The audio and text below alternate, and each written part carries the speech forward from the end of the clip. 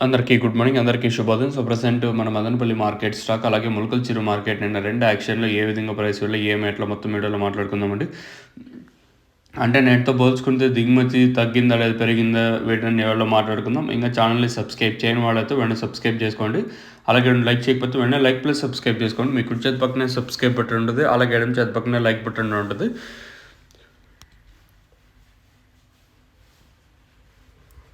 ఇక వీడియో విషయానికి వచ్చినట్టయితే మనం ముందుగా స్టాక్ విషయం మాట్లాడుకుందాం. స్టాక్ విషయం తెలుసుకునే ముందు ములకల్చిరు మార్కెట్ 2 యాక్షన్‌లో ప్రైస్ అనేది ఏ విధంగా ఎట్లా మొత్తం వీడియోలో మాట్లాడుకుందామండి. 2 యాక్షన్‌లో ప్రైస్ విషయం మాట్లాడుకున్నట్టయితే నిన్న ములకల్చిరు మార్కెట్ ఫస్ట్ యాక్షన్ 3.30, 3.50, మళ్ళీ 2 యాక్షన్‌కి వచ్చేసరికి ₹420 వరకు అయితే ఒక్క లాట్ అయితే 4.20 అయితే నిన్నైతే పడింది. వేలంపాట్లు కొంచెం ఫాస్ట్ అని చెప్పొచ్చు 2 యాక్షన్ వరకు కూడా.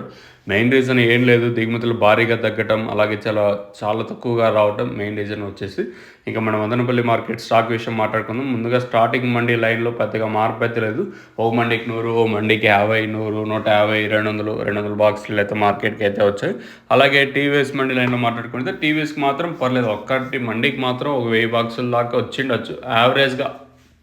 అంటే ఒక 100 ఇంకా 200 కొంచెం అటు ఇటు మినహాయిస్తే ఒక 1000 బాక్సుల దాకా అయితే టీవీఎస్కి అయితే వచ్చాయి.